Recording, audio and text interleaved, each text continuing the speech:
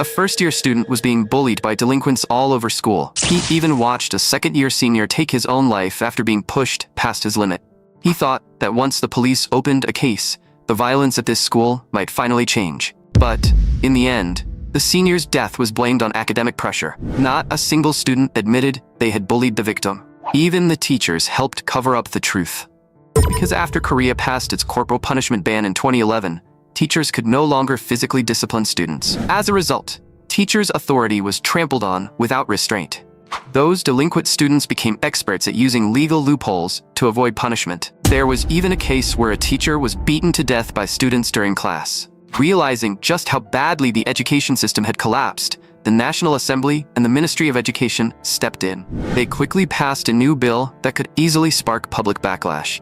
And with that, an amendment to the Teacher Rights Protection Act was born, allowing violence to be met with violence. Meanwhile, first-year student Kim Kyung-min had completely lost hope in school life. He wanted to jump off the roof and drag this disgusting school into a massive scandal. But just then, a voice told him not to do it, because the long-haired man in a suit did not want anyone dying right in front of him. As the new teacher, the reason he had been sitting on the rooftop was to see with his own eyes just how rotten this school really was. The long-haired man told Kim Kyung-min that if he wanted to die, he could do it tomorrow. But for today, he asked the kid to take him to the faculty office first. A little later, as they walked through the hallway, the long-haired man asked why Kim Kyung-min wanted to die. Even if he was being bullied, couldn't he just endure it for 3 more years and be free? Kim Kyung-min had thought the same thing before, but now he truly could not take it anymore. This miserable school life, where he had to suffer all alone, should never have existed. Before he could even finish speaking, Kim Kyung-min was smashed to the ground by a flying knee. Because he had forgotten to buy ramen for the delinquents, he was beaten all over again. But this time was different, because someone suddenly grabbed the pink-haired punk by the hair. The long-haired man wound up his arm, and the next second, he slapped the punk so hard that he flipped onto the floor. After all, teachers have a duty to correct students' bad behavior. But once the delinquent found out the long-haired man was a teacher, he immediately gave a twisted grin and said that a teacher hitting a student would become huge news online. He even mocked the man, telling him to keep going if he did not mind losing his job. But the punk never expected the long-haired man to show absolutely no hesitation. Slap after slap came crashing down like crazy. He even told the students nearby to make sure they filmed him from a good angle. The ordinary students watching from the side felt incredibly satisfied seeing a delinquent finally get beaten. Infuriated by the beating, the punk finally fought back. As the toughest freshman, he had to teach this new teacher a lesson. But in the very next second, the punk was slammed to the ground. The long-haired man shoved his head into the doorframe, then rewarded him with a baton strike. The students watching could hardly believe their eyes. This long-haired man, who was supposed to be a teacher, had actually knocked a student unconscious. The head of student affairs immediately rushed out and demanded to know who he was. The long-haired man simply smiled and said he had just been assigned to this school today. Here is my ID. His civil servant card clearly showed that Na Hwa-jin belonged only to the Teacher Rights Protection Bureau. 2 years ago, after that teacher was beaten to death by students during class, the Minister of Education personally oversaw the creation of this department. And this department's job was to enter rotten schools like this under the identity of a teacher. Then, discipline garbage schools that would rather collude with the police and cover up the truth. Even after a student was driven to death. During Na Hwa-jin's assignment here, he would uncover the full truth behind the second-year student's fall. Most importantly, members of the Teacher Rights Protection Bureau had one special privilege. There were no restrictions on their teaching methods. Na Hwa-jin would use the authority granted by the government to carry out true holistic education in this school. The video of a teacher fighting a student quickly spread online. But the shameless principal claimed that student Ho Yun-hee had indeed jumped because of academic pressure, and that their school had never had any bullying or violence. So he asked instructor Na Hwa-jin to please put in a good word for the school with the Ministry of Education. After saying that, the principal pulled out an envelope stuffed with cash. Na Hwa-jin immediately realized the man had misunderstood something. He did not even have the authority to rate the school. So he told the principal to stop sucking up. Seeing a man of his age act like that was just embarrassing. Humiliated and furious, the principal could only flip him off behind his back. But Na Hwa-jin suddenly turned around and asked him a question. Which class was the student Park Eun-suk in? the one who jumped off the building. At the same time, inside Class 5 of the second year, student Park Min-soo was being forced to drink by a group of delinquents. Because those delinquents still reeked of alcohol from drinking earlier, they needed someone to take the blame for them. But one of them was not worried at all about the situation getting out of hand, because he was Yoo Jun-hyun, the son of a lawmaker, and no teacher would dare touch him. Just then, Na Hwa-jin walked into the classroom. Their original homeroom teacher had caught the flu and needed to rest at home for a few weeks. So Na Hwa-jin would be their temporary teacher during that time. He hoped he could get along well with everyone from now on. But no one in the classroom was listening to him at all. The noisy classroom only made him let out a cold smile. Then, let's begin roll call. At first, the students were still making a racket, until the name Park Un-suk was called. The entire classroom instantly fell into dead silence. But the bald delinquent said jokingly that the guy was already dead. He said Park Un-suk was too stupid, and his grades were too terrible, so he lost it one day and went splat on the ground. Na Hwa-jin sincerely thanked him for explaining the reason. Then he continued the roll call like nothing had happened. But when he called Park Min-soo's name, the student who had been forced to drink was already flushed red. Na Hwa-jin immediately asked if he was sick. The bald delinquent shouted that this guy had just drunk an entire bottle of soju in the classroom. Na Hwa-jin leaned in to sniff him. The strong stench of alcohol on the delinquent immediately told Na Hwa-jin the truth. This was nothing more than a setup. After being exposed, the bald punk snapped, asking what kind of nonsense this lunatic was talking about. But Na Hwa-jin asked him back, "Is this how you people drove Park Un-suk to his death?" Seeing that the punk still wanted to make excuses, Na Hwa-jin grabbed him right by the lips, then yanked them outward with force. That mouth was so annoying that kind-hearted Na Hwa-jin decided to mute him manually for free. After dealing with him, the class president was also helped back up. Na Hwa-jin told him to take Park Min-soo to the nurse's office and let him sleep it off. After observing everything, Na Hwa-jin summarized the three rotten cultures of this school. First, students had no respect for teachers. Second, exclusion and bullying were everywhere on campus. And finally, a student had already died. Yet, there was no leadership capable of stopping the same tragedy from happening again. Na Hwa-jin was a field instructor from the Teacher Rights Protection Bureau, and this school was the unlucky first target under its supervision. As for why the Ministry of Education would create such an awful department in the first place, all you had to do was search online for legal discipline for delinquent students, and the reason would become clear. Because online, almost everyone supported legal corporal punishment, and no one was defending those delinquents. In other words, everything that happened today was something these punks brought on themselves. After understanding the situation, Na Hwa-jin ordered everyone to get ready for push-ups. This was their punishment for making noise during roll call. If they did not want to end up like the bald punk, they had 3 seconds to follow his order. The students were just about to obey. Yoo Jun-hyun suddenly ordered everyone to sit down. He told the class they did not need to listen to that guy. Meanwhile, Na Hwa-jin had already counted to 3. At the same time, Yoo Jun-hyun roared at those idiots to sit down. In the end, the students all sat back down. Yoo Jun-hyun mocked the teacher and asked what he was going to do now, because these guys seemed more afraid of him than the teacher. Of course, Na Hwa-jin already knew he was the son of a lawmaker, so he ordered Yoo Jun-hyun to come to the front. Because if Na Hwa-jin had to go over to him personally, Yoo Jun-hyun would be in serious trouble. But even after hearing that, Yoo Jun-hyun remained arrogant and did not move at all. Na Hwa-jin walked toward the back of the classroom with a dark expression. But he walked right past Yoo Jun-hyun's seat. He then kicked the back door open with full force. He demanded to know what the principal and the head of student affairs were doing there. "At your age, why are you hiding here and spying like rats?" The principal immediately put on a flattering smile and said he was only there to observe how someone from the Ministry of Education taught students. Then, he quietly reminded Na Hwa-jin that Yoo Jun-hyun was the son of a lawmaker. If he acted recklessly, he might end up bringing serious trouble on himself. Hearing that, Na Hwa-jin pretended to be surprised and asked, "So if I make Jun-hyun angry, that lawmaker will definitely come after me, right?" "Thank you so much, principal, for telling me such important information." Before he even finished speaking, Na Hwa-jin's massive slap had already landed on Yoo Jun-hyun's face. He told the principal that students at this age were easily influenced by the atmosphere around them. That was exactly how this school's rotten culture had formed, and if they wanted to restore teachers' authority, That culture had to be wiped out first. He warned that if they dared to interfere with his teaching methods again, even if it was the principal, he would discipline them all the same. After saying that, Na Hwa-jin told the head of student affairs to call every faculty member to the gym. He had something to announce.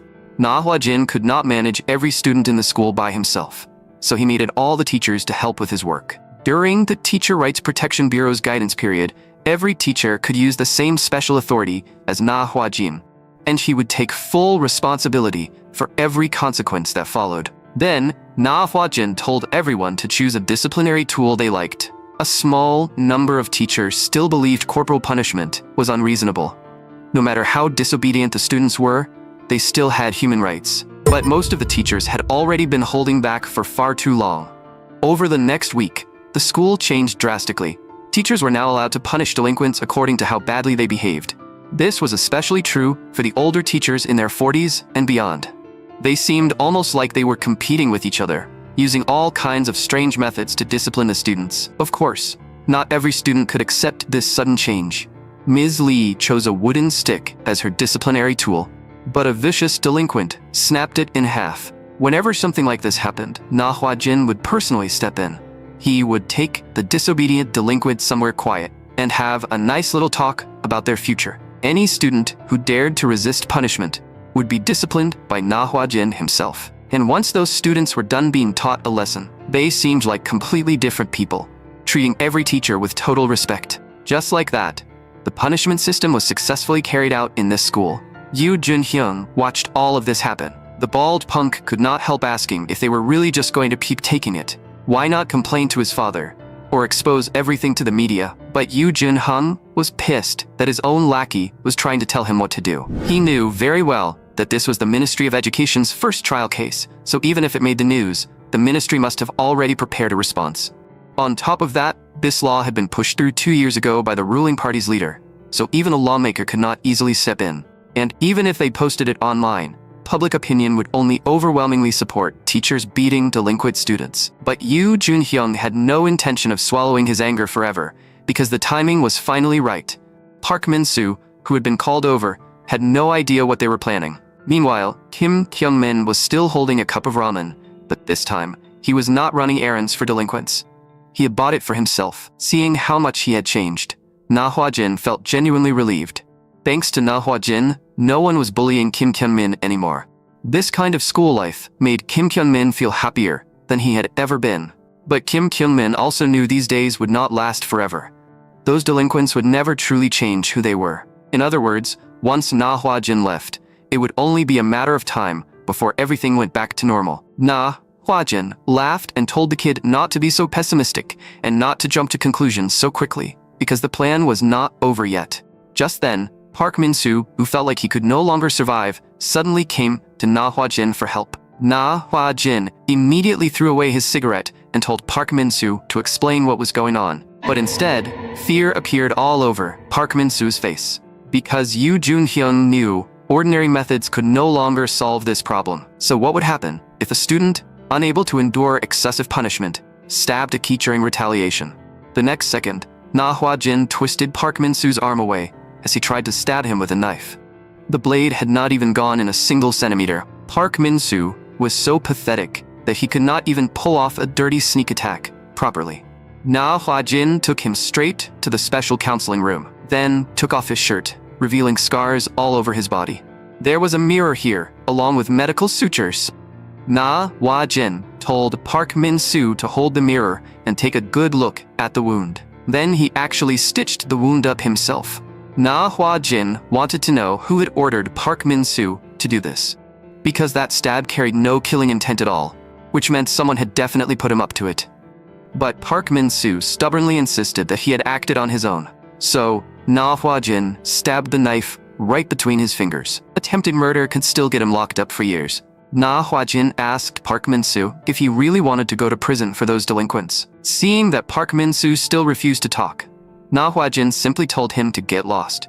You wasted such a perfect chance for nothing. A guy like you will never change, even if someone tries to help you. So go ahead and spend the rest of your life getting bullied. Finally pushed past his breaking point, Park Min-soo shouted, "What else am I supposed to do? I don't want them to kill me either." Park Un-suk was killed simply because he refused to obey Yoo Jun-hyun. Originally, Park Un-suk had good grades and plenty of friends. But ever since Yoo Jin-hyun entered the school, he had been hanging around with delinquents. Since the two of them lived in completely different circles, they should never have crossed paths. Until that one incident happened.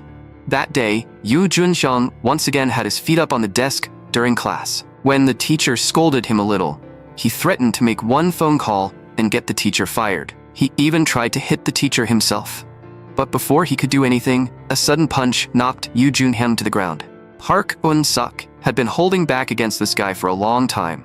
No matter how arrogant he was, hitting a teacher was crossing the line. From that day on, Park Un-suk's school life became darker and darker, and he was even cornered by a group of seniors. They beat him up for absolutely no reason. After that, every student in the school received a message. Park Un-suk had become the school's designated outcast, stripped of even the most basic dignity as a student. This label came from a cruel wordplay on exclusion and isolation, and from that point on, the school created its so-called outcast system. And it did not stop there. The interior design company run by Park Un-suk's father suddenly lost all its business and eventually went bankrupt. Park Un-suk, who was no longer treated like a human being at school, could not understand why this still was not enough. "You have already ruined my life this badly, so how long are you going to keep tormenting me?" Yoo Jun-hyun answered mockingly. "Obviously, until you die. If you can't take it, then end it yourself." After that, Park Un-suk really did jump off the building, but the teachers only warned the students to keep their mouths shut. The police also never treated the lawmaker's son as a suspect at all. And because Park Min-soo's student number came right after Park Un-suk's, he became the next designated outcast. But after saying all of this, Park Min-soo looked up and realized something. Na Hwa-jin had gotten so bored that he was actually dozing off. Na Hwa-jin never expected a single student to scare Park Min-soo this badly. Then, Na Hwa-jin told him to take a look, because Yoo Jin-hyun was not actually that hard to deal with. Meanwhile, the delinquents on the rooftop had not seen any ambulances or police cars, so they guessed that coward Park Min-soo had chickened out after all. But Yoo Jun-hyun still had a second and third plan ready. Just then, Na Hwa-jin appeared on the rooftop with Park Min-soo. The delinquents immediately mocked Park Min-soo, calling him a coward who had run to the teacher for protection. But this time, Park Min-soo walked toward the delinquent step by step. Na Hwa-jin told him to do exactly as he had said. The next second, Yoo Jun-hyun took a heavy punch right to the jaw. Caught completely off guard, he was knocked to the ground. Seeing this, his lackeys immediately tried to attack Park Min-soo. But Na Hwa-jin grabbed them and slammed them hard onto the ground. Na Hwa-jin praised Park Min-soo, saying he actually had some talent, and that right hook just now was beautiful. But Yoo Jin-hyun was still threatening Park Min-soo. Park Min-soo snapped back, saying that a piece of trash who only acted tough because of his father was finished now, because the news on the phone was exposing a scandal involving the lawmaker. Yoo Jin-hyun could not believe it. How could something happen to his father? Na Hwa-jin, standing nearby, could not help letting out a wicked smile. In fact, before he even came to the school, he already felt like the higher-ups had given him a difficult job. After all, going after a lawmaker's son was never going to be easy. The teachers would definitely be too afraid of Yoo Jun-hyun's father to help him. But the Minister of Education told Na Hwa-jin to stop complaining and just focus on his mission. As for the other annoying details, the minister would take care of them himself. And just like that, Yoo Jun-hyun's backing completely collapsed. The lackeys who had been ordered around by him for so long immediately turned against him. At home, Yoo Jun-hyun was treated like garbage. His father was both a local big shot and a National Assembly member. To him, Yoo Jun-hyun was a disgrace of a son who only brought shame to the family. But in front of outsiders, things were completely different. Everyone sucked up to Yoo Jun-hyun because he was the son of a lawmaker. So at school, he even enjoyed more power than his own father. Yoo Jun-hyun's greatest pleasure was watching classmates who were arrogant one second drop to their knees and beg the next. But one day, one of the little bugs he used as a toy actually jumped off the roof. At first, Yoo Jun-hyun was terrified because the person waiting in the counseling room was a police officer. If his father found out about this, he was dead.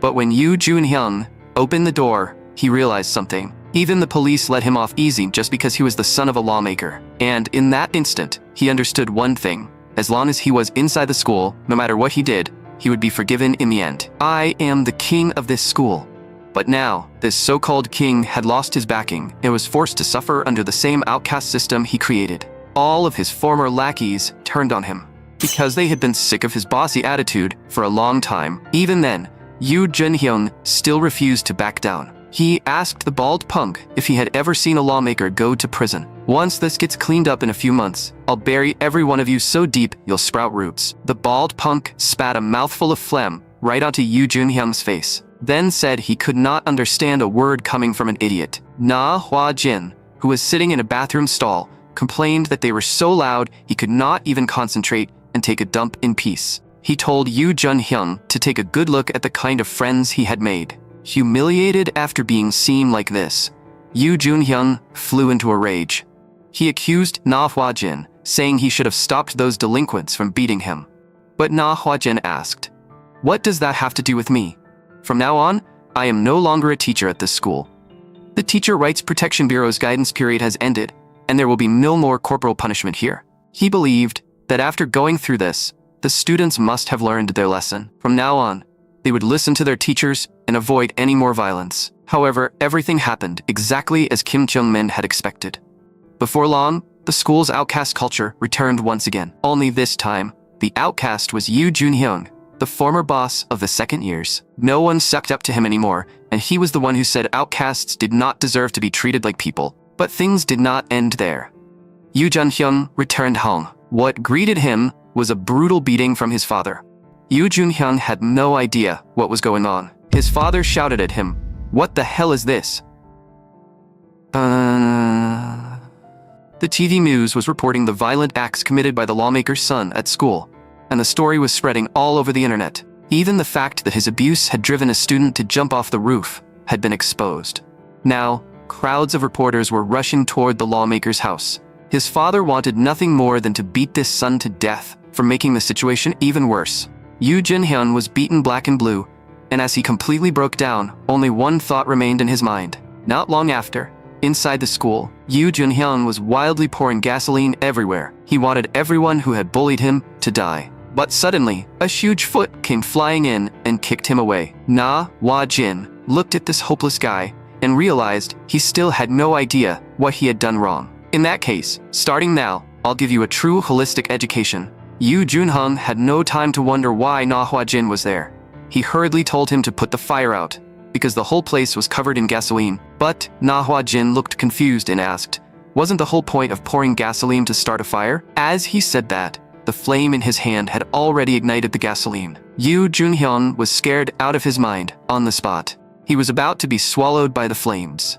Yoo Jun-hyun screamed in terror, saying he was wrong and begging Na Hwa-jin to save him. The next second, the fire extinguisher went off, and Na Hwa-jin quickly put out the flames. After taking a trip to the gates of hell, Yoo Jun-hyun would never forget this moment for the rest of his life. Na Hwa-jin had always believed that in order to truly educate someone, the person being taught had to experience the lesson firsthand. They needed to feel what it was like to be bullied by a group and crushed by power. They had to see what kind of hell that could push a person into. Yoo Jun-hyun should now understand it deeply. Only violence against violence could make someone like him recognize his mistakes and take responsibility for what he had done. That was the true education Na Hwa-jin pursued. But no matter how Yoo Jun-hyun took responsibility, Park Eun-sok would never come back. So at the very least, Yoo Jun-hyun had to carry that guilt for the rest of his life. When Yoo Jun-hyun finally came back to his senses, he seemed to realize something. Tears poured out along with his sobs. That morning, Na Hwa-jin appeared on the news and publicly released all the evidence of Yoo Jun-hyun's crimes. After that, the police arrested every delinquent who had bullied Park Eun-sok. That same afternoon, news broke that Yoo Jun-hyun's father had been expelled from his party. Unable to withstand the pressure from public opinion, he also publicly resigned from his position as a lawmaker. Because of this, Na Hwa-jin's teaching method spread across the entire country, drawing fierce criticism from all sides over the Teacher Rights Protection Bureau's right to use corporal punishment. Online, the number of supporters and opponents was almost evenly split. Kim Jung-min could not help worrying whether teacher Na Hwa-jin would really be okay. The Minister of Education had already prepared for a press conference. Since the Teacher Rights Protection Bureau had moved too aggressively this time, they would probably face many hostile questions. The ruling party might also seize this chance to stir up public opinion and heavily criticized the Ministry of Education's actions. But the Minister of Education told his secretary to stop talking. There was nothing to worry about, because facing things head-on was his style. A real man like Choi Kang-suk had a mouth sharper than any reporter's pen. The driver suddenly froze while driving, because a recently resigned lawmaker was standing straight in the middle of the road. The driver had no choice but to stop the car. Assemblyman Yu wanted to know whether Brother Kang-suk was the one who leaked his scandal to the reporters. They clearly belonged to the same party, and they were even college alumni. Assemblyman Yu did not understand what unforgivable mistake he had made that forced Brother Kang-suk to go this far. Choi Kang-suk asked him back, "Do you really not know what you did wrong? Are all those disgusting things being reported in the news every day supposed to be fake? But your biggest mistake was failing to raise your own son properly." Choi Kang-suk's resume was truly impressive. He had been in politics for 26 years, served 6 terms as a National Assembly member, was the former leader of the ruling party, and was now the Minister of Education. His style was simple. He never cared about saving face. But precisely because he was not fake and hypocritical like other politicians, he always solved people's problems in a direct and satisfying way. That was why Choi Kang-suk had a public support base as solid as a presidential candidate's. And he was also the politician reporters least wanted to face. A reporter from the Goryeo Daily asked whether the creation of the Teacher Rights Protection Bureau, which was founded 2 years ago when Choi Kang-suk was the ruling party leader, meant that he supported corporal punishment. Choi Kang-suk calmly answered that he did not support corporal punishment. The bureau was created to put schools where teachers' authority had completely collapsed back on the right track. On top of that, its targets were extreme schools that ordinary teachers could no longer fix. It was not created to abolish the corporal punishment ban. Then, a reporter from another network asked about the students who had been guided by the bureau, saying they clearly had injuries caused by physical punishment. "Do you believe that this kind of human rights violation should be allowed in education in the 21st century?" Choi Kang-suk asked the reporter back. "Who do you think human rights are supposed to exist for?" During the years when corporal punishment was banned in the name of protecting students' rights, countless students had jumped off buildings. Every student had the right to receive an education in a safe environment. So was it really such a big deal if delinquents who hurt their classmates got a few minor injuries? Shouldn't they be protecting the decent, ordinary students instead? Then, Choi Kang-suk made things clear for all the shameless media outlets chasing clicks. As long as he remained the Minister of Education, no matter how many people opposed him, he would firmly continue the Bureau's activities. So parents should stop calling his office. Choi Kang-suk's press conference sounded less like an explanation and more like a declaration of war. Na Hwa-jin could not understand how someone like that had managed to become a 6-term lawmaker. But just then, a voice suddenly asked him what he meant by someone like that. Caught on the spot, Na Hwa-jin broke into a nervous sweat and awkwardly greeted him as uncle. Choi Kang-suk immediately snapped. "Who are you calling uncle, you brat?" The two of them had come to the cemetery to pay respects to Choi Ga-yoon. Choi Kang-suk could not understand what was so special about these overpriced and terrible-tasting cookies. But in truth, they were his daughter Ga-yoon's favorite snacks when she was alive. As Na Hwa-jin pulled weeds, he asked whether the Teacher Rights Protection Bureau's activities would really be okay. The reporters and students' parents would probably stand completely against them. But if Choi Kang-suk wanted something done, there was nothing he could not accomplish. Na Hwa-jin could not help sighing that the strongest candidate for the next presidential election was truly terrifying when he got serious. But there was one thing Na Hwa-jin wanted to know. Would Ga-yoon really be happy about what they were doing? Choi Kang-suk knew very well that revenge was never something done for the dead. It was something the living did because they could no longer bear the pain. Now it was time for Na Hwa-jin to head to the next school. This time, the target was Goon High-Tech Vocational School, and the guidance request had been sent by the principal himself. Normally, when something happened inside a school, they would do everything they could to cover it up. But if the principal of this school had personally sent a request, it meant he had completely reached his limit. Na Hwa-jin wanted to see just how chaotic this school had become. Before he even reached the stairs, he saw 2 students beating each other up. They were throwing punches while cursing each other out. The ordinary students could only run away in a panic to avoid getting dragged into it. One side was the gremlins from the automotive department. The other side was the Pikachus from the electrical department. The 2 groups hated each other, and violence had already become part of their daily lives. Na Hwa-jin immediately understood what was going on, so the principal wanted him to end this war. Kim Hyung-ju had been interested in cars ever since he was little. To achieve his dream of becoming an automotive engineer, he came to this school, but he could not understand why everyone kept fighting every single day. After being forced into the conflict, he realized he could not beat anyone at all. This miserable school life made Kim Hyung-ju suffer deeply. Na Hwa-jin saw all of this with his own eyes. Kim Hyung-ju, who could not fight at all, had ranked dead last in the automotive department's ranking battles for 3 years straight. After finally making it to his 3rd year, he thought that if he could just get through the new semester, everyone would stop fighting. But Lee Ho-sung was the dumbest boss in the automotive department. He refused to stay beneath the electrical department forever as 2nd place, so he forced everyone to keep fighting. And to Lee Ho-sung, Kim Hyung-ju, the weakest guy in their department, was an eyesore. He could not understand why a soft guy like him would come to Goon High-Tech Vocational School, a place famous for solving things with fists. That stupid question only frustrated Kim Hyung-ju, because students obviously came to school to study. Na Hwa-jin completely agreed with him and introduced himself as a field instructor from the Teacher Rights Protection Bureau. But these delinquents did not watch the news, so they had no idea what that even was. All Lee Ho-sung knew was that if Na Hwa-jin did not get lost immediately, he was going to get beaten badly. But Na Hwa-jin's fist landed on Lee Ho-sung's face first. The other automotive students could hardly believe it. Lee Ho-sung had been knocked down with a single punch. Then, Na Hwa-jin gestured for Kim Hyung-ju to come over, telling the weakest guy to help him with something. Meanwhile, inside the electrical department's practice room, their boss, Jo Hong, was furious about the automotive department's provocation. He was determined to keep the electrical department as the #1 department in the school forever. Just then, Kim Hyung-ju's challenge suddenly came through the broadcast. The weakest guy in the automotive department told those cowards from the electrical department to come to the gym if they had the guts to fight. Jo Hong immediately led his people straight to the gym, but what welcomed them was a brutal beating from Na Hwa-jin. He told the electrical department students to calm down first. Then he ordered them to sit quietly in their seats. Starting now, the electrical department and the automotive department will be taking class together. This class is called mental discipline. If anyone has a problem with it, drop your rank and fight me. Jo Hong recognized Na Hwa-jin as that special authority teacher.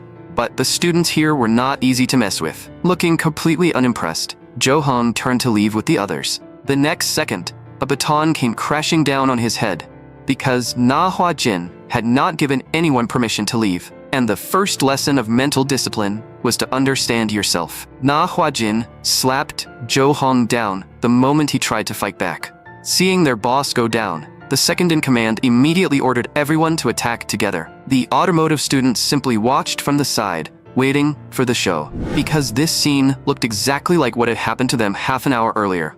But the electrical students could not land a single hit on Na Hwa-jin either. The real victims were their backsides. Na Hwa-jin focused entirely on smacking their butts.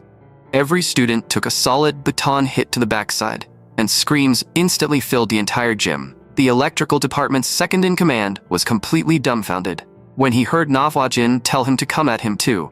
He was so terrified that he kept waving his hands in surrender.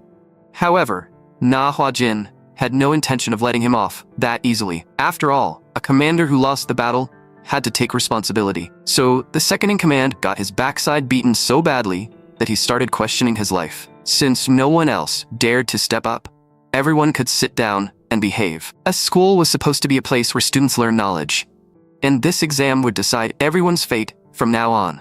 Kim Hyung-ju could not help feeling shocked. The test level at the school was only elementary school level, but even then, most of the students were still struggling, like their brains had stopped working. Because it was too embarrassing, Kim Hyung-ju had never told anyone. If they judged purely by grades, he was absolutely the #1 student in the whole school. The next day, everyone was forced to run while carrying weight and shouting slogans. Students who scored from 0 to 59 were servants, while those who scored from 60 to 90 became nobles. After the servants finished dragging tires for 20 laps, they asked Kim Hyung-ju, who had scored 100, what they should do next. As the new king, he ordered everyone to run another 10 laps. Late at night, students from other schools were lying all over the park. Jang Won-hyuk, from the electrical department, who was also the top boss of Gon, suddenly received news that his suspension had been lifted.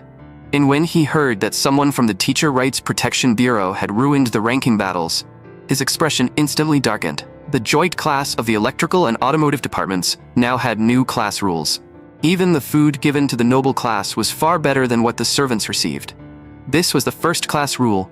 Class rank would be decided only by test scores. The second rule was that anyone could challenge the instructor at any time. Unable to endure this unfair treatment, Lee Ho-sun started trouble again.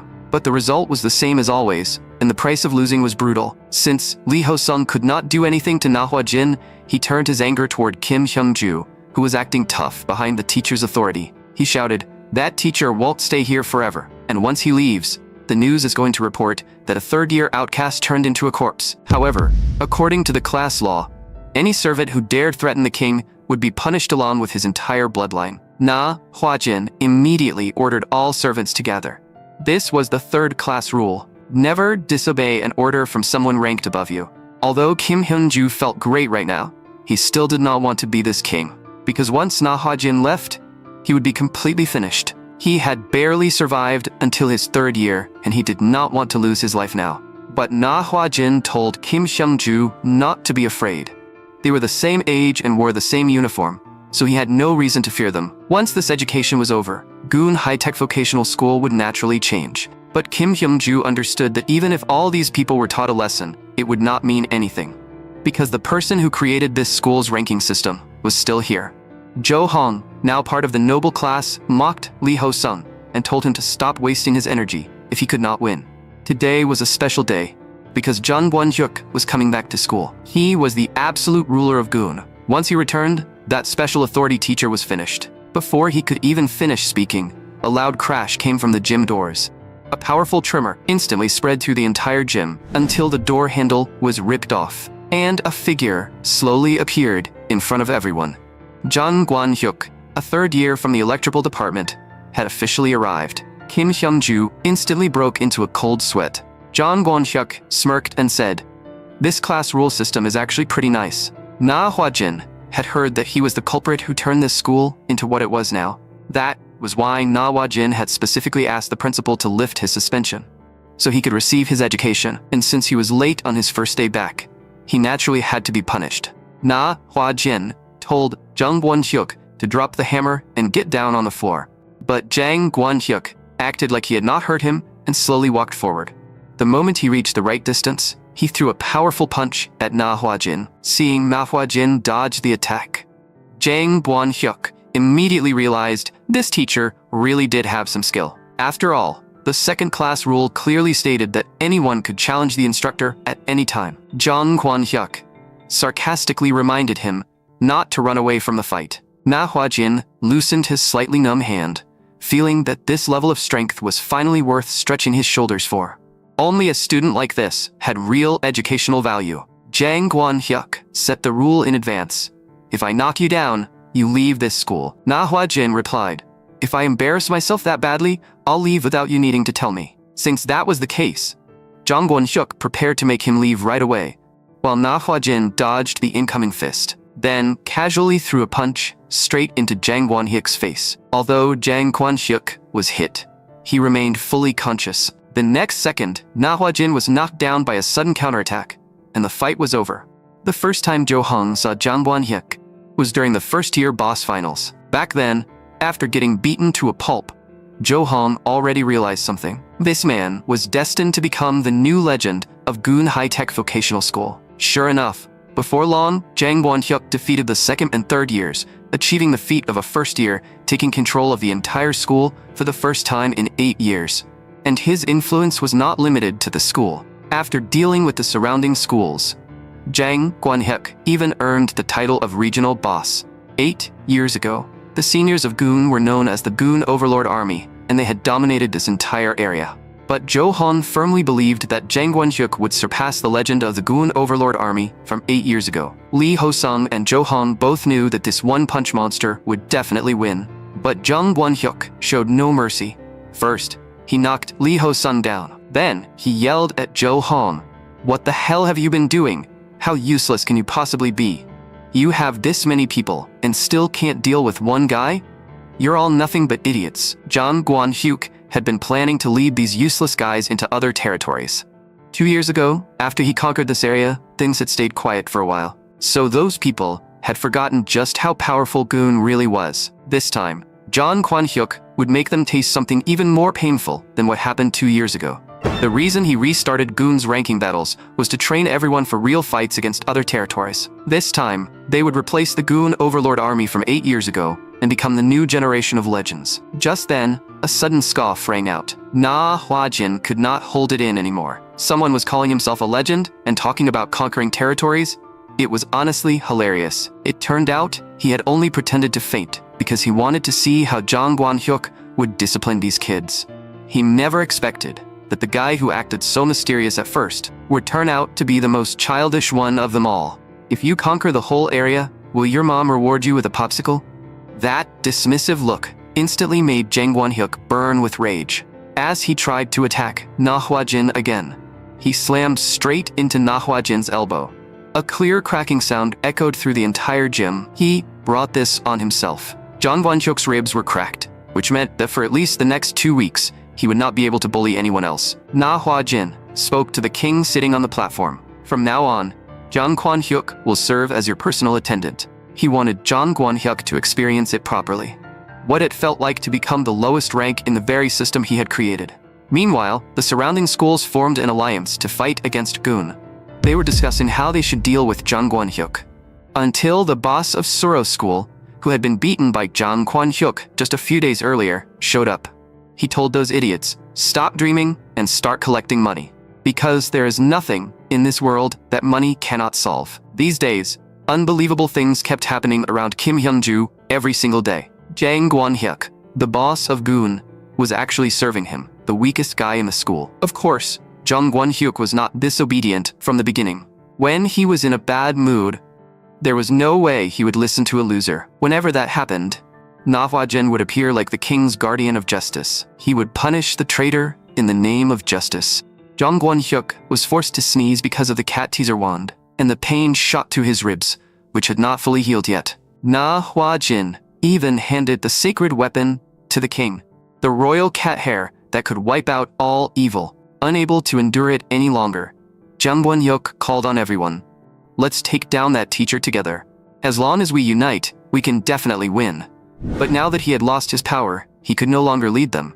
And Jang Kwan-hyuk was not the only one who had changed. After spending so much time together, the line between the automotive department and the electrical department slowly began to disappear. The atmosphere between them also became much more peaceful. Because of that, Kim Hyun-ju became even more worried about what he would do once the teacher left. The principal was deeply moved after witnessing these changes. He sincerely praised teacher Na Hwa-jin for being truly amazing. He had even managed to make the violent Jang Kwan-hyuk behave.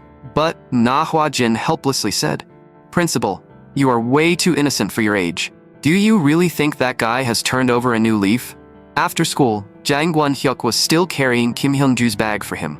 Even when Kim Hyun-ju told him he did not need to do it, he still followed the rules. Just like how Kim Hyun-ju had lived for the past 3 years. Ever since his lackeys stopped paying attention to him, Jang Kwan-hyuk seemed to have realized something. Now that more than 2 weeks had passed, his ribs were almost fully healed. In his entire life, he had never endured humiliation to this extent. Tomorrow, he would smash that annoying face that even appeared in his dreams. After that, those disobedient brats could wait to be crushed under his feet too. Just then, a mocking voice suddenly came from nearby. The boss of Suro's school sneered. The great boss of Goon is actually carrying a bag for an outcast? We came for revenge, of course. But 3 people aren't enough. Even 30 wouldn't be enough. The reason Suro's boss was so confident was because he had paid money to hire a delinquent cleanup company. Professionals who specialized in dealing with big-name troublemakers like Jang Kwan-hyuk. Kim Hyun-ju never expected actual gangsters to show up. One of the gang members was just about to threaten them when Jang Kwan-hyuk's fist smashed straight into his face. Whether they were gangsters or whatever else, Jang Kwan-hyuk would knock them down with one punch. However, that punch was easily blocked. The gang leader praised the kid for having some decent strength. But with skills like that, how did you ever take the title of regional boss? When I was in school, I was way more brutal than you. Jang Kwan-hyuk was hit so hard that he coughed up blood. Even though the gang leader was only doing this for money, he still felt a little bad, because the person he had to deal with this time was actually his younger school junior. The gang leader had graduated from Goon about 8 years ago. Back then, everyone around here called their school the Goon Overlord Army. and he himself was known as the Overlord. Now, Jang Won-hyuk had run into a legendary senior from 8 years ago, and this so-called school boss was being beaten one-sidedly like a joke in front of a real monster. The first time Jang Kwon-hyuk hit someone was when he was very young. Even though he came from a poor family and was mocked by others, he always endured it in silence, until someone insulted his parents, crossing a line he could never tolerate. That was when Jang Won-hyuk realized that as long as he was strong enough in a fight, no one would ever dare bully him again. But now, for the first time, he had run into a situation like this. This legendary senior in front of him was someone he simply could not defeat. Fear grew inside him with every punch he took. Jang Won-hyuk finally admitted that he had lost and begged his senior to stop, saying he would never fight again and pleading to be spared. Seeing Jang Won-hyuk crying and begging made the client incredibly excited. But the gang leader knew very well that once Jang Won-hyuk recovered, he would definitely come back for revenge. If the client paid extra, he could make sure the client graduated safely. Soon after, Jang Kwon-hyuk was taken to an abandoned construction site.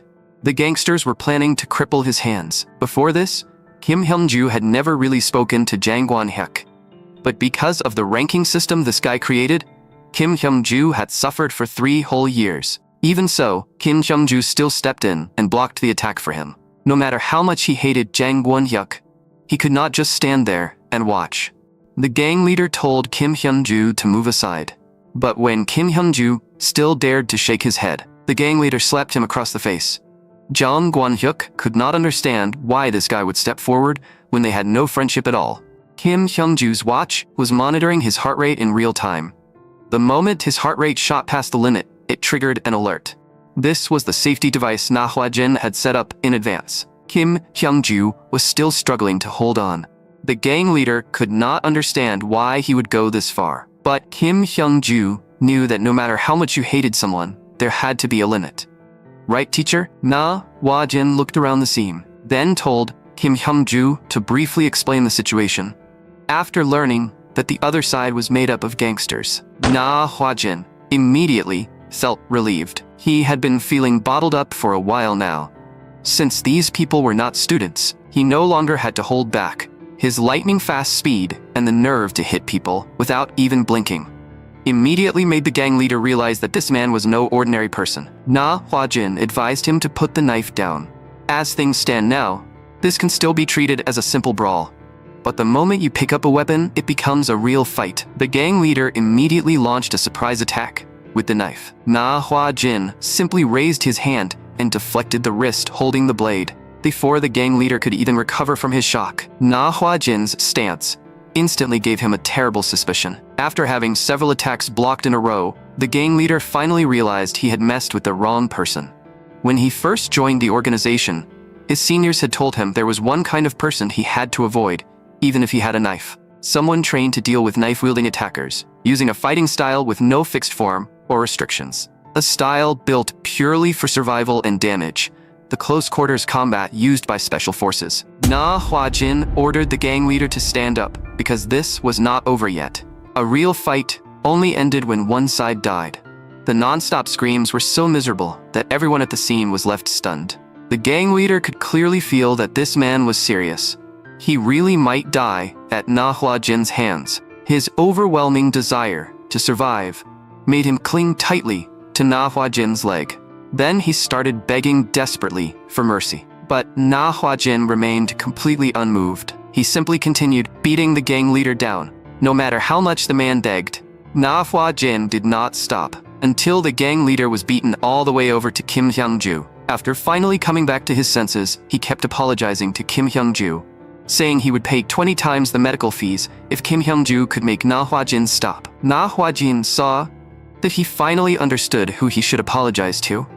An apology should be given to the person you hit, not the person hitting you.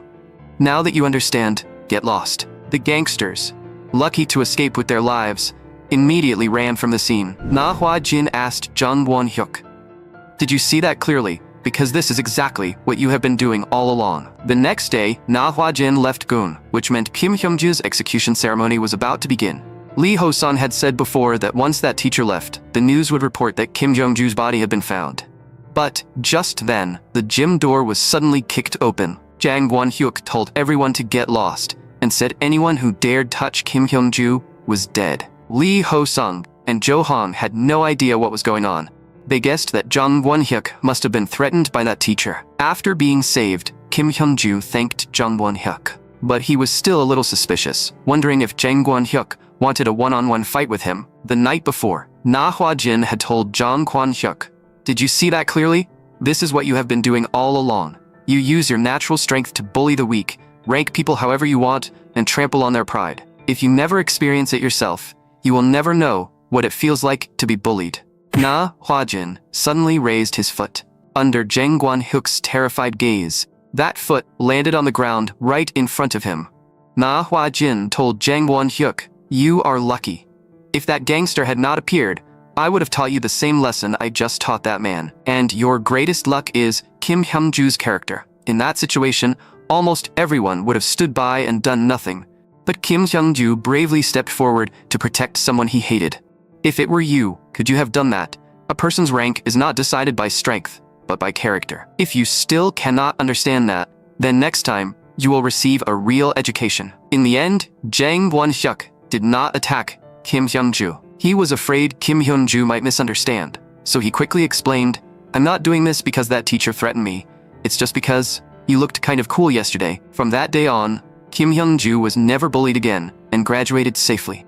Jang Kwon-hyuk stopped fighting as well and spent the rest of his school days seriously preparing for his future. 10 years later, the two of them joined the same electric vehicle company. Meanwhile, as soon as Na Hwa-jin returned to the Ministry of Education, Choi Kun-suk gave him his next assignment. Na Hwa-jin told him to hurry up and find more people, because with this much work, there was no way he could handle it alone. In fact, Choi Kang-suk had already thought of that. As Na Hwa-jin looked through the file, he suddenly froze. So many terrible incidents had happened in the same school that he could not even imagine what kind of rotten school this was. But when he saw that the target was a girls' school, Na Hwa-jin fell into thought again, feeling that this might not be very appropriate. Choi Kang-suk already knew he would react like this, so he had specifically found a highly capable female staff member. The moment Na Hwa-jin saw her, he froze again, because he knew this Sergeant Im Han-rim. Im Han-rim warmly greeted him. "Long time no see, Captain Na Hwa-jin. So the team leader who suddenly disappeared during deployment has been hiding here all along." At the same time, inside Soyeon Girls' School, a group of girls cornered a male teacher and tried to shave his head, while the humiliated teacher only begged them to stop. But because he grabbed Han Yiri's hand, she immediately threatened him, saying that casually touching a student's body counted as corporal punishment. In the end, the male teacher's hair was ruined. When he returned to the office, the other teachers were furious, saying the students of Class 4 of the second year were completely hopeless. But that class's homeroom teacher knew very well that this was still considered mild. If the students were still playing pranks on a teacher, it meant they at least still saw him as a person. And to the students of Class 4 of the second year, their homeroom teacher was nothing more than a ghost who did not exist. Im Han-rim arrived at Soyeon Girls' School first. The head of student affairs assigned her to observe the homeroom teacher of Class 4 of the second year. Teacher Jung Sun-young gave her one warning in advance: never do anything that stood out. The classroom was filled with noise. Jung Sun-young began introducing Im Han-rim, the trainee teacher who had come to the school. But no one cared at all. Im Han-rim immediately understood. This was the silent treatment game. They did absolutely nothing to the target and did not even openly harass them. They simply treated that person like air and completely ignored them, an extremely vicious method of isolation. The scariest part of this game was that once someone broke the rule, the first person to speak would become the next target. So if anyone spoke to Im Han-rim in this situation, that person had to be the mastermind behind it. Sure enough, Han Yiri suddenly praised the trainee teacher's hair color and asked where she had gotten it done. Im Han-rim said she could give her the salon's business card. Then Han Yiri asked, "How old are you? Do you have a boyfriend? And how much did you spend on plastic surgery?" The students began mocking her. "Everything from your face to your body looks fake, you disgusting plastic surgery monster." However, Im Han-rim only smiled slightly. If they were talking about surgery, then yes, she had gotten one procedure done, a breast reduction. Because she loved sports, and having them too big was honestly inconvenient. Just then, the bell rang. Han Yiri got excited, thinking, a fun woman has finally arrived. Educating her is going to be interesting. After leaving the classroom, Jung Sun-young questioned Im Han-rim, asking how she could ignore her warning like that. But Im Han-rim was confused. Why was this teacher only trying to endure everything? Im Han-rim replied, I graduated from a girls' school too. I know very well that students like this need to be properly disciplined. Jung Sun-young snapped back. You have no idea how vicious and cunning students these days can be. Just then, a flower vase suddenly fell from above.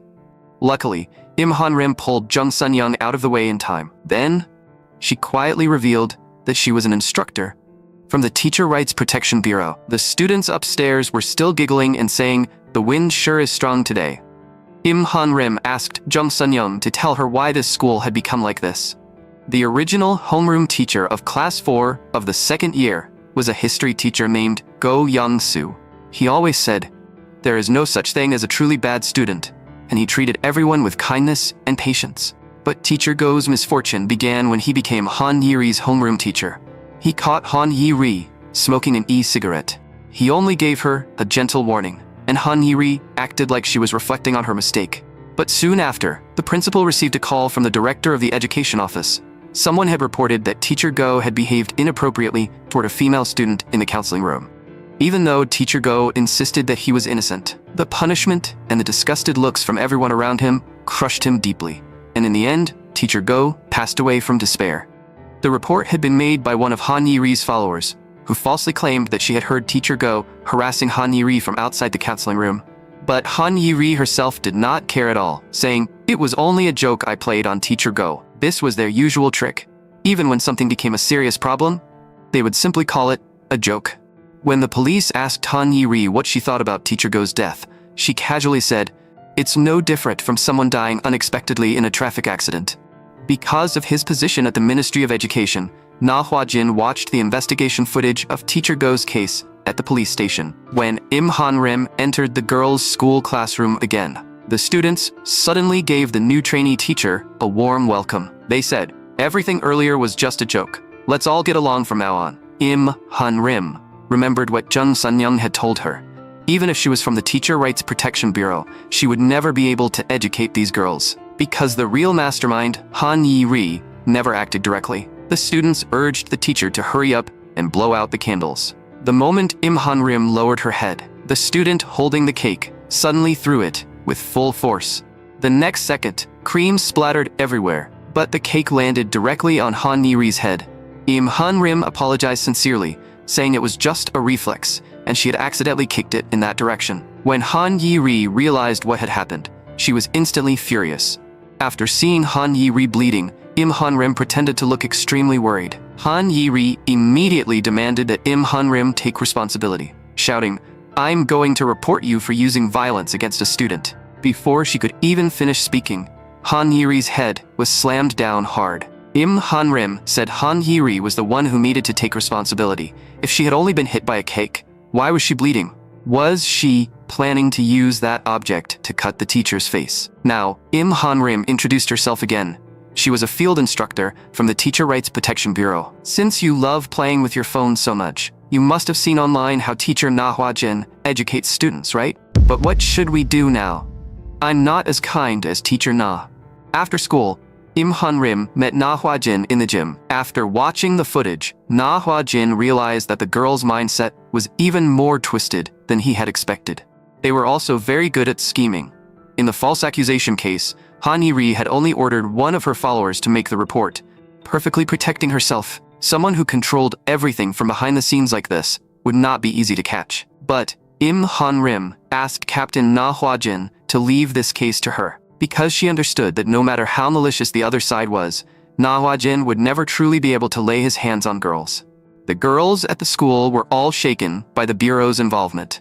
But Han Yi-ri told them not to worry, because she had found out that the Bureau's guidance period would not last more than 2 weeks at most. Im Han-rim corrected her, saying the period lasted until the school returned to normal. Teacher Na Hwa-jin was simply so capable that he only needed 2 weeks. But since I'm not that capable, I might stay here until you all graduate. Han Yi-ri, whose phone had been taken away, instantly lashed out. But Im Han-rim became even stricter, saying she hated rude little girls who showed no respect to their elders. The same went for everyone else. All phones had to be handed in, and during the Bureau's guidance period, students were forbidden from using them. In the days that followed, whenever a teacher held class, Han Yi-ri would always be called on to answer questions. Unable to endure it any longer, she shouted, "Why are you targeting me?" Im Hanrim reminded her to follow classroom discipline. "Now kneel down and raise your hands." Han Yi-ri thought this teacher was truly childish. "Do you have any evidence that I bullied the teachers?" Punishing a student based only on feelings is a violation of human rights. Before she could finish speaking, Im Hanrim suddenly kicked out. Caught off guard, Han Yi-ri dropped to her knees on the spot. Im Hanrim praised her, saying that asking about evidence was a very good question. "Then, do you have any evidence that the teachers bullied you? The one who broke discipline first and caused trouble seems to be you, doesn't it?" Now, Im Hanrim was adding a new rule. From now on, if even one person had a bad attitude toward studying, everyone else would share the responsibility. So now, everyone kneel down and raise your hands. By the time class ended, the girls gathered in the bathroom. Only one day had passed, but they already felt like they were going insane. How are we supposed to survive the days ahead? Han Yi-ri completely agreed with that, then suddenly raised her hand. She slapped her follower Sobial over and over, saying, "We'll say this was done by that crazy woman from the Teacher Rights Protection Bureau." So Bile's face was swollen, and even her nose started bleeding. Next, she only needed to use the public phone across from the school and report it to the PTA president. After hearing that her daughter had been hit by a teacher, Sobiol's mother immediately came to the classroom. Without saying another word, she slapped Im Hanrim hard across the face. And after hitting her, she kept scolding her non-stop. But the next second, Sobiol's mother was slapped hard across the face too. The teacher in class hurriedly told Im Hanrim that this woman was the school's PTA president. But Im Hanrim found that strange. Does being the PTA president mean you can freely hit and insult teachers? If you have a problem, you are welcome to call the Minister of Education. Then she turned to Han Yi-ri and continued, "Whatever you want to do, or think you can do, go ahead and try. The harder you push, the more you will be the one suffering in the end." By the 10th day of the Bureau's field guidance, Han Yi-ri seemed to have truly become obedient. Of course, she had not surrendered that quickly. Ever since the PTA president came, Han Yi-ri had been trying to organize a group action. But Im Hanrim never gave her a chance. Without phones, the girls could only pass notes. After seeing a note saying they should organize a school-wide class boycott, Im Hanrim immediately ordered every second-year student to gather on the field. Everyone was exhausted and miserable. Han Yi-ri was practically going insane with anger. Just then, voices outside began complaining about the Teacher Rights Protection Bureau. The students blamed Han Yi-ri for bringing the bureau here. Now the whole school could not use phones and had to suffer punishment, so resentment was building in everyone's hearts. Once the instructor leaves, Han Yi-ri is finished. The girl, who once held a queen-like position among the students, had now fallen all the way to the bottom. But those people had no right to blame Han Yi-ri, because they had all taken part in the silent treatment game too. Na Hwa-jin and Im Hanrim met again in the gym. Just as Im Hanrim had planned, Han Yi-ri was now completely isolated. Once her aura collapsed, it would be very hard to rebuild. Even after the Bureau's guidance ended, she would no longer be able to control the other students from behind the scenes like before. Im Hanrim felt that the mission was almost over. But just then, Na Hwa-jin suddenly threw a surprise punch at her. Im Hanrim was startled. Na Hwa-jin warned her, "Never let your guard down. If Han Yi-ri could give in this easily, there would have been no need for the Bureau to step in from the beginning. The reason the Teacher Rights Protection Bureau exists is because there are monsters who go beyond common sense." That evening, when teacher Jung Sun-young returned home, she found Han Yi-ri standing there. Han Yi-ri cried, "I don't know what to do. Everyone looks down on me now. I'm suffering, and I'm truly reflecting on myself. But I don't know how to apologize in a way that will earn forgiveness."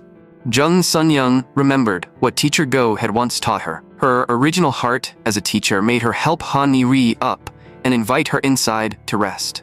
But the moment Jung Sun-young pressed the keypad on her door lock, the corner of Han Yi-ri's mouth curved into a smile. The next second, Jung Sun-young was violently shoved to the ground. Two of Han Yi-ri's followers also stepped out from the shadows. Han Yi-ri knew that the Teacher Rights Protection Bureau's website had an anonymous report button. In other words, the Bureau would only send someone if a report had been filed. So Han Yi-ri already knew that the person who reported them was Jung Sun-young. Only then did Jung Sun-young suddenly realize that she and Teacher Go had both been wrong. These children were not students who needed discipline. They were monsters who could not be disciplined. Just then, someone suddenly knocked on the door. Im Hanrim ordered Han Yi-ri to open the door right away. If I count to 3 and this door isn't open, you are going to experience the most regretful moment of your life. It turned out that Im Hanrim lived right next door to Jung Sun-young. Her excuse was that this place was close to the school, so it just happened to be a huge coincidence that she lived beside the homeroom teacher. In reality, Na Hwa-jin had already expected this. When people realize they cannot deal with the person they hate, they often take their anger out on someone else. He believed Im Hanrim could block Han Yi-ri's schemes, which meant Han Yi-ri would definitely shift her anger toward the person who reported her. So, Im Hanrim had to figure out who was most likely to become the target, then protect that person up close. The two followers never expected a teacher from the Teacher Rights Protection Bureau to be here. Jung Sun-young pleaded, "Han Yi-ri, open the door. I can pretend nothing happened and tell the instructor you only came to talk." But to Han Yi-ri, those words sounded like Jung Sun-young was indirectly admitting that she was the one who reported her. She snatched the knife from her follower's hand, just as Jung Sun-young was about to be attacked. So Bile stepped in and stopped her in time. They had clearly agreed that they were only here to scare Jung Sun-young into convincing the bureau teacher to leave. But Han Yi-ri was actually serious. During the struggle, Han Yi-ri cut Sobyul's hand, and blood splattered out instantly. The other students saw that the situation had completely spiraled out of control. So she quickly opened the door.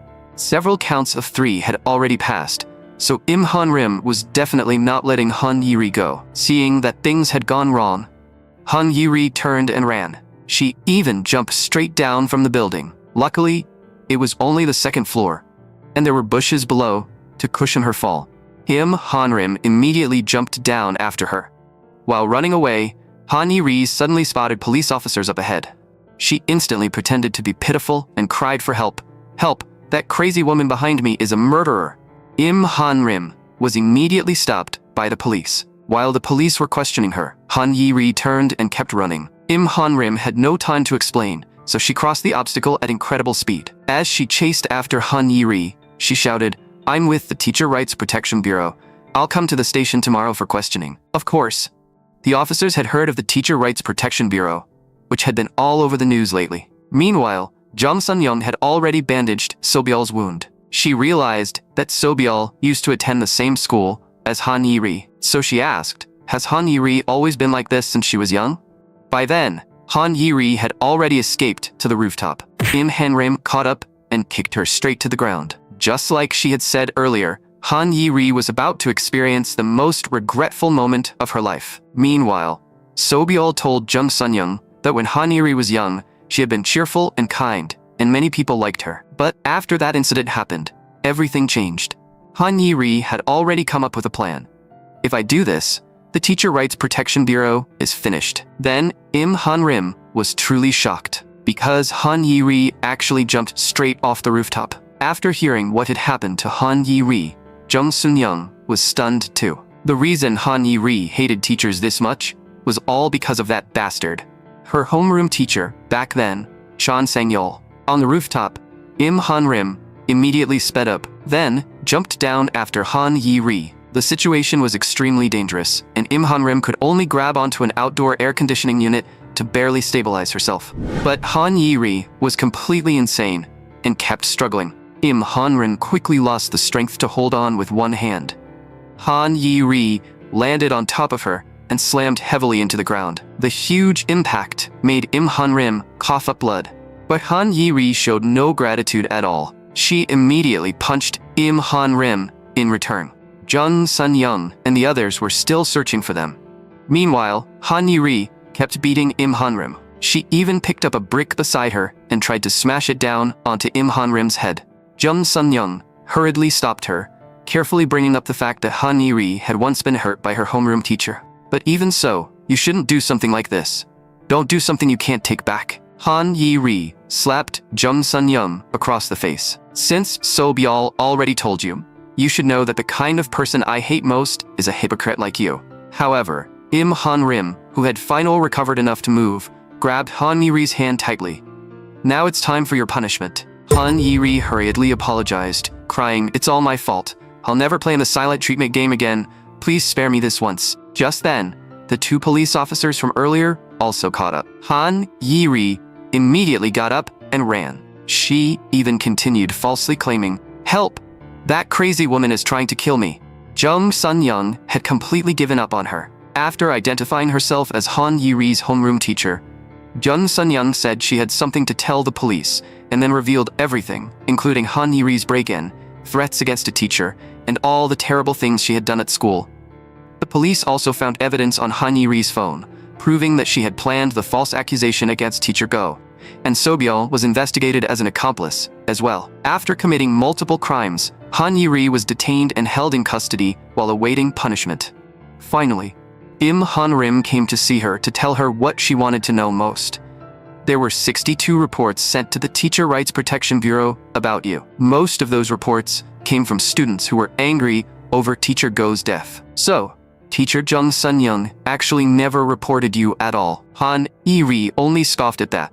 "I don't see anything good about a hypocrite like Jung Sun-young." So, Im Han-rim told her one final piece of news. "I heard you were seriously hurt by Chun Sang-yeol in the past, so I can understand why you went down the wrong path, especially after experiencing something like that during the years your personality was still forming. But I don't feel sorry for the person you've become, because not everyone who goes through pain becomes a criminal. Still, I can promise you one thing. That garbage teacher, Chen San-yeol, will definitely pay the price he deserves. Just because there was a little dust in the gap of a window." Chun Sang-yeol shoved his hand straight into the student on duty's mouth. Then he cursed at him, calling him trash. He was also secretly charging students huge amounts of money for private tutoring. And even when facing a delinquent guidance instructor from the Teacher Rights Protection Bureau, he openly claimed, "Trash students like that can only wake up after being beaten." When Chun Sang-yeol entered the classroom, he saw the delinquent Kim Gwon-sik beating up the top student, Cho Hyun-won. But without even asking what happened, he told Choi Hyun-won to kneel down and apologize. Even though Chae Hyun-won explained that Kim Gwon-sik had insulted his grandfather first, Chun Sang-yeol completely ignored him. He even continued mocking him. "People who pick up trash can only give birth to trash." After hearing his family insulted like that, Choi Hyun-won finally could not endure it anymore. He could not understand why Chun Sang-yeol kept targeting only him. But Chun Sang-yeol sighed, a student grabbing a teacher's clothes with such disrespect. This is a perfect example of teacher's authority collapsing. Wouldn't you agree? Instructor Na Hwa-jin. The other students were all shocked when they heard that the Teacher Rights Protection Bureau was here. They knew Choi Hyun-won was finished now, that he had been caught red-handed. Once the Bureau set its eyes on someone, they would either be sent to prison or expelled. But Na Hwa-jin suddenly whispered, "Clench your fist." Then he grabbed Choi Hyun-won's hand and slammed a punch straight into Chun Sang-yeol's face. Chun Sang-yeol could not understand why this was happening. In truth, Na Hwa-jin strongly agreed with something he had said. Trash really does need a beating before it can wake up. Na Hwa-jin had already investigated Han Yi-ri's past. Up until her second year, she had still been an excellent student who was a little introverted. After her parents divorced, she had been living with her father. But because her father worked in sales and had to travel for long periods, he could not properly look after her. Na Hwa-jin sharply realized that Han Yi-ri and Choi Hyun-won were very similar. Choi Hyun-won was also a top student, but both of his parents had passed away, and now he survived with his grandfather, who collected scrap for a living. Im Han-rim could not understand what was wrong with Chun Sang-yeol, or why he specifically targeted good kids from broken families. Just then, not far away, a teacher caught a student skipping class. Although the student admitted his mistake and explained that he had only wanted to buy something to eat nearby, the teacher did not listen at all. Because after the Teacher Rights Protection Bureau arrived, corporal punishment was allowed, and some teachers started acting without restraint. Seeing this, Im Han-rim realized that Chun Sang-yeol was not the only problem in this school. Before catching Chun Sang-yeol, Na Hwa-jin first had to change the rotten mindset of these teachers. Chun Sang-yeol could not understand why the bureau was targeting him specifically, when there was clearly plenty of trash here. For example, the teacher who hit a student out of anger just because the student could not solve a problem. In reality, she was only angry because her stocks had dropped that morning, so she took it out on a student. Na Hwa-jin saw all of this, and the list of unqualified teachers kept getting longer. There was also the gym teacher who questioned a student with dyed hair, asking if she was trying to seduce men. Na Hwa-jin would not let a single one of them off. After school, the teachers were planning to go out for dinner together, but a notice from the Teacher Rights Protection Bureau suddenly came through the broadcast. Na Hwa-jin asked every teacher whose name was called to gather in the gym. After observing them for the past 2 days, Na Hwa-jin found serious problems with their teaching methods. So during the guidance period, he decided to revoke their authority as teachers and make them experience what students truly felt by living as students themselves. Kang Hyun-suk angrily snapped, "This is going way too far. The Teacher Rights Protection Bureau is supposed to protect teachers' authority, so how can it strip us of that authority instead?" Na Hwa-jin coldly replied, "Teachers' rights do not only refer to the educational rights of teachers and parents. They also include students' right to learn. Ignorant teachers who violate students' right to learn for no reason are also violating teachers' rights. If anyone is unhappy with this and does not want to wear a school uniform, then tomorrow morning you will receive a disciplinary notice personally signed by the Minister of Education." Not long after, Chun Sung-yeol's face had turned dark red with humiliation. He returned to the class as a transfer student. All the students lowered their heads, afraid they would burst out laughing. Of course, something this bizarre was impossible for them not to mock. Choi Hyun-woon reminded him, "Student Chun Sun-yeol, Teacher Na said you have to be on cleaning duty too. So let's go wipe the windows together, Sun-yeol." Even during lunchtime, Choi Hyun-woon was still seriously memorizing vocabulary. Chun Sang-yeol sat behind him, staring at him with resentment all over his face. Na Hwa-jin laughed and teased him, "Your glare is almost as strong as a laser." He really could not understand why Choi Hyun-woon, who was highly praised by every other teacher, was hated so much only by his homeroom teacher, Chun Sang-yeol. Chun Sang-yeol calmly answered, "I have never treated any student differently." Watching him walk away, Na Hwa-jin fell into thought. Not long after, several delinquents were smoking in a corner. Chun Sang-yeol suddenly appeared and called out to Kim Gwon-sik. He told the others to step away for a moment, then asked Kim Gwon-sik for a cigarette too. Chun Sang-yeol questioned Kim Gwon-sik, "How can you not even handle something this simple? I clearly told you to break Choi Hyun-woon mentally before the midterm exams." Kim Gwon-sik replied, "But Choi Hyun-woon is tougher than I expected, and on top of that, the Teacher Rights Protection Bureau has now stepped in." Chun Sang-yeol reminded him that he could always make a move after school, but Kim Gwon-sik no longer wanted to do it. Seeing that, Chun Sang-yeol gave him a reason he could not refuse. From the rooftop, Na Hwa-jin saw everything. That evening, Choi Hyun-woon's grandfather suddenly noticed that there were many extra cans on his cart. This unexpected gain made him sigh. People really have to live long enough to run into good things. Since he was so lucky today, he decided to buy some pork leg meat and make Hyun-woon a meat soup. However, 3 shady figures were secretly watching his grandfather. The parent who had paid Chun Sang-yeol a huge amount for private tutoring was worried. She had heard that the bureau had gotten involved and feared her daughter might be affected. Chun Sang-yeol said, "I have already arranged things for your daughter. Choi Hyun-woon will definitely stumble during the midterms, and by now, he probably can't focus on studying." Suddenly, 3 people rushed out and started smashing up the grandfather's cart. And when the old man tried to stop them, one of them slapped him hard across the face. Just as they were about to keep attacking, a young man passing by stepped in and stopped them. A little later, when Choi Hyun-woon returned home, he saw his grandfather pulling the cart. He was about to help his grandfather pull it. But then he noticed that his grandfather's face was injured. His grandfather told Hyun-woon, "Don't get so worked up. Things like this happen sometimes, and today I was already lucky because a young man passing by beat those people up." His grandfather smiled and added, "In life, bad things are bound to happen, but good things will eventually come too."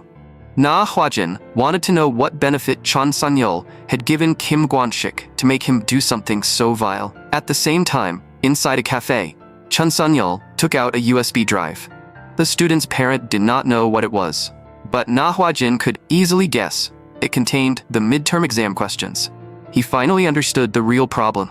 Chun Sang-yeol deliberately made top students fail to get good grades, while targeting kids from broken families who would have no way to argue with the school, even if they noticed something was wrong. All of this was for the school record ranking. Now that he had both the facts and the evidence, it was time to officially begin holistic education. How dare he leak the exam questions that determine the school record ranking? Im Han-rim understood that if they handed this over to the police, Chun Sang-yeol would be finished immediately. But Na Hwa-jin knew that if they did that, Chun Sang-yeol would only be punished for leaking exam questions. He needed to properly educate Chun Sang-yeol and make that piece of trash understand exactly what he had done. Im Han-rim could tell that Na Hwa-jin was truly angry. Was it because that man had gone after someone's family? The teachers who had been stripped of their authority stared in disbelief at what they were holding. It was a midterm exam made specifically for them.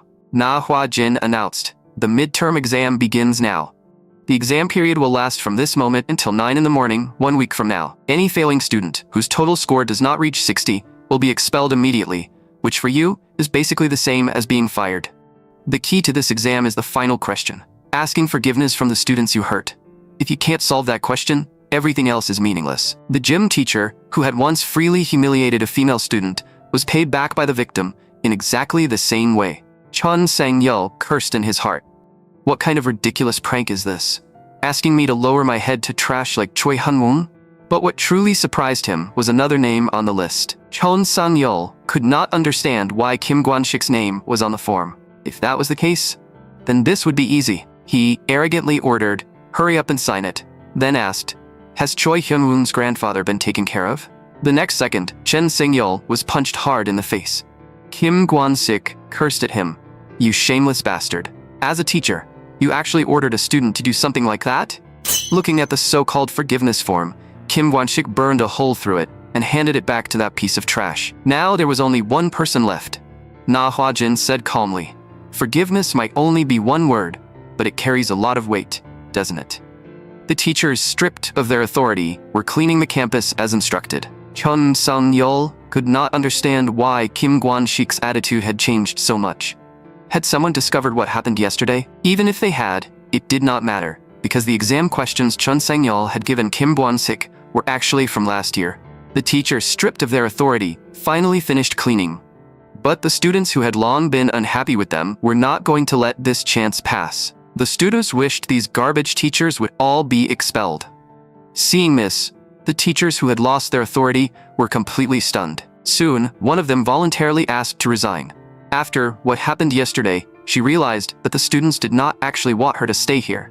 That also meant she had caused them a great deal of pain in the past. A teacher who is not respected by students has no right to stand at the front of a classroom. She sincerely thanked instructor Na Hwa-jin for helping her understand something so important. However, Na Hwa-jin stopped teacher Kang Hun-suk as she was about to leave. In truth, the students she was responsible for had already signed. After all, making a teacher lose her job was a bit too harsh, so the students ultimately let her go. So Kang Hin-suk, who now had 62 points, could take off the school uniform and return to the podium. The students of this school actually knew where to draw the line. Na Hwa-jin told the other teachers who had lost their authority that if they apologized sincerely, they would be forgiven. With no other choice, Chen Sang-yeol had to ask Choi Hyun-woon for forgiveness. Not only did he kneel down and apologize, he even said, "If you want me to resign, I can do it immediately." But deep down, he was thinking, surely the kid wouldn't go that far. Choi Hyun-woon calmly replied, "I was wrong too. I shouldn't have grabbed your collar just because I couldn't control my anger. If you want to resign, then resign.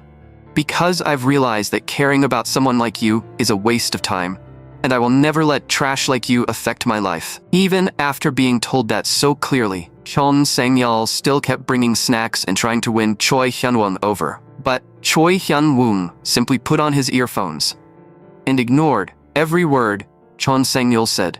Chun Sang-yeol was completely enraged.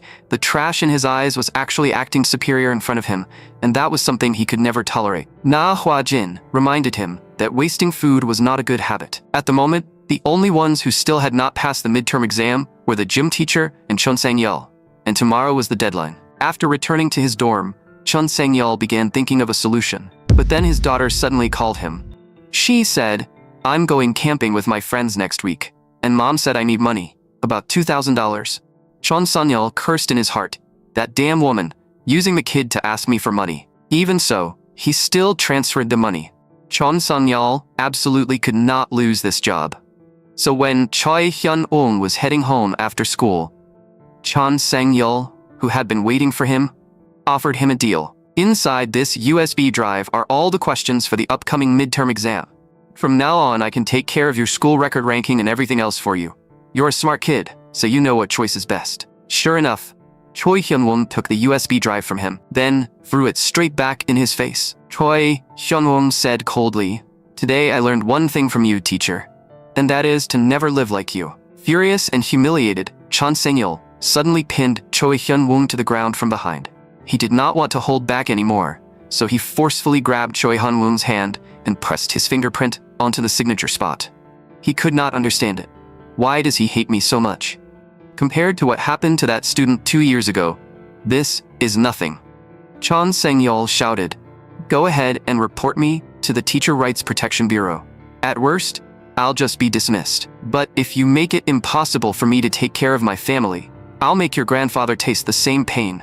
Na Hwa-jin, standing nearby, coldly interrupted, "That is not how you solve the problem. Anyone who dares to cheat receives a 0. Na Hwa-jin would personally deal with this worm.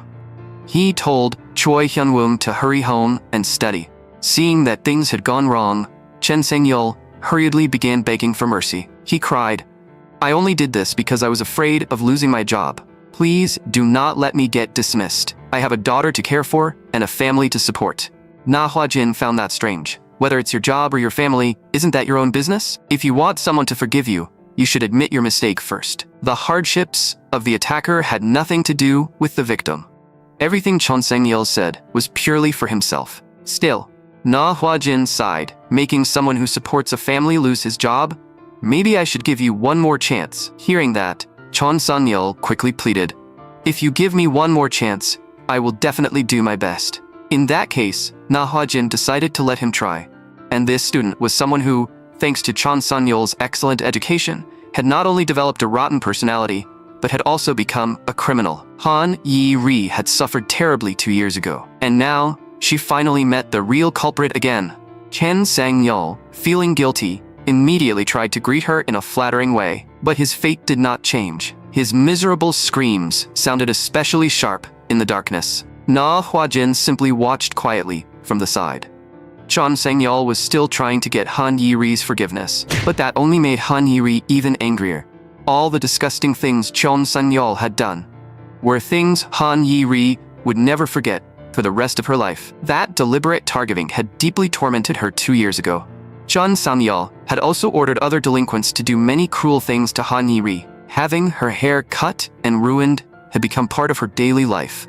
Chon Sang-yeol constantly picked on her and gradually lowered her scores. Back then, she had no idea why her homeroom teacher was bullying her like this, until she received the notice that her dream foreign language school had rejected her. That day, the other girls working part-time with her all tried to comfort her. But while Han Yi-ri was serving drinks to customers, she accidentally saw Chon Sang-yeol receiving payment for helping certain students. Those 2 students had clearly had lower school record rankings than Han Yi-ri before. Only then did she finally understand everything. She had simply been sacrificed to raise those 2 students' rankings. From that moment on, Han Yi-ri made up her mind that she would never let a teacher control her again. And now, she was going to make Chen Sang-yeol pay. Just as the stone in Han Yi-ri's hand was about to come crashing down, a voice suddenly asked, "Do you want to go to prison? Are you really going to throw away your life over a piece of trash? Then go ahead and smash him, but you'll only have yourself to blame."